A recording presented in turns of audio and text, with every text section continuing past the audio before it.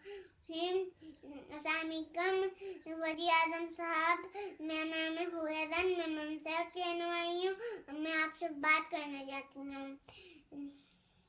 इतनी महंगाई करी है, रोज आप पेट्रोल महंगा कर देते हैं, गैस महंगा कर देते हैं, हर चीज़ महंगी कर देते हैं। आप वज़ीर आज़म साहब, हम क्या करें? मत खाएं, कुएं में मारे, क्या करें? हम गरीब लोग, हमारे हम क्या करें? आप उन ख्याल भी नहीं रखते, हम क्या करें?